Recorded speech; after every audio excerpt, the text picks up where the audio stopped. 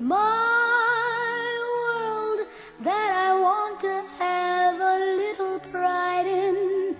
My world, and it's not a place I have to hide in. Life's not worth a damn till you can say I am what I am. Next speaker is going to be Ruth Coppinger, who's going to be speaking for Rosa.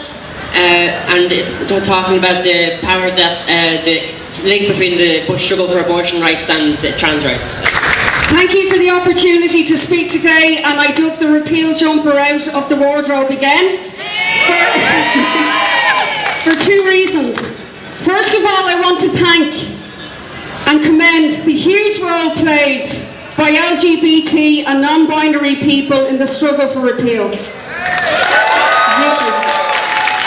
And secondly, I wanted to send a very clear signal that the small, tiny group of feminists who've been overrepresented and overreported in the media, who have a bias against transgender people, do not represent any movement that I associate with for feminism or for women's rights.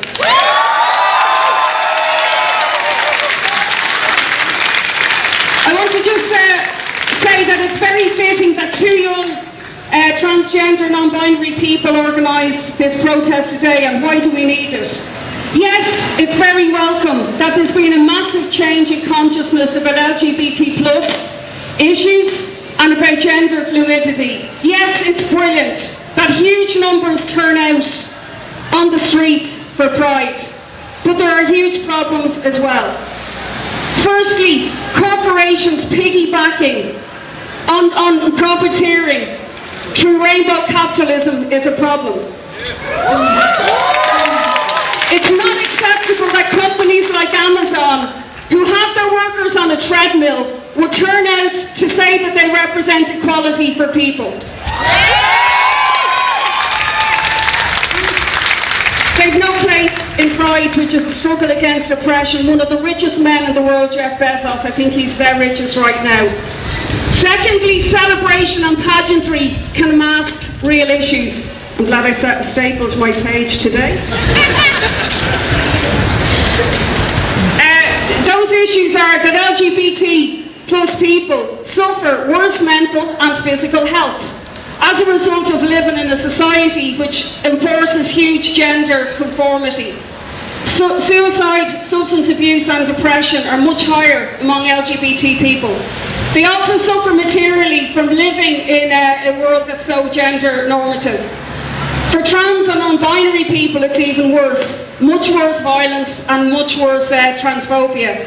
And obviously, they don't have bodily autonomy. Despite the promises of this government, transgender healthcare has not been moved on. We still have a situation where the psychiatric model is being enforced, where people are forced abroad or forced online. Where have we had that before?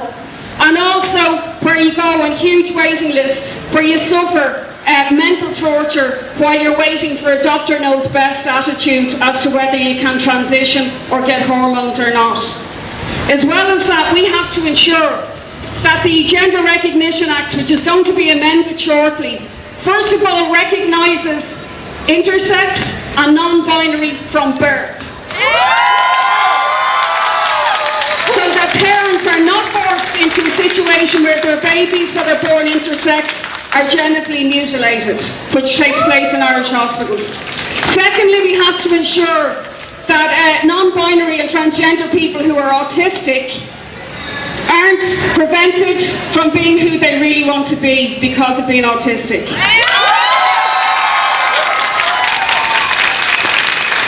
Today I represent Rosa, which is a socialist feminist organisation. We see the struggle against misogyny, against transphobia, homophobia, against racism as being inextricably linked, and linked as well to a challenge against capitalism, which forces a culture where rigid gender roles, machismo and sexism are part and parcel of our culture, best epitomised by Trump, one of the leaders of the Western world right now. We want to end religious control of our health service and our schools. We need full separation of church and state. We want more SE education that's inclusive size, where schools don't enforce as well, clothing that's rigidly gendered, uniforms as well. And just to say in finishing, I believe that only fighting for a social society where profit isn't at its centre will we have a health service where everybody can get access, including transgender people, to fully free, publicly provided healthcare, where people don't have to go into debt in order to be who they want to be. And also, just to say, housing. Unfortunately, many LGBT people are forced into homelessness because of not being accepted.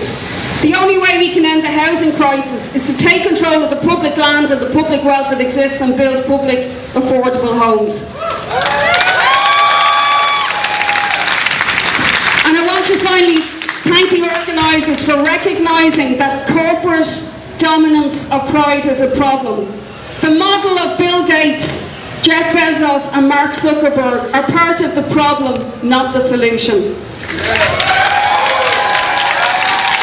White men amassing massive wealth while they pay no tax and then have cheap labour is not a model that we want to promote in our society. We want full equality and inclusivity for all people. Thank you. Thanks very much, Ruth. So our next speaker is going to be from the north. It's going to be Michael Stevens, and is going to be offering some solidarity from Trans Pride NI. Give a cheer.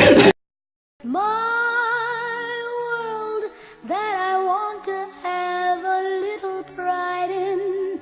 My world, and it's not a place I have to hide in. Life's not worth a damn till you can say I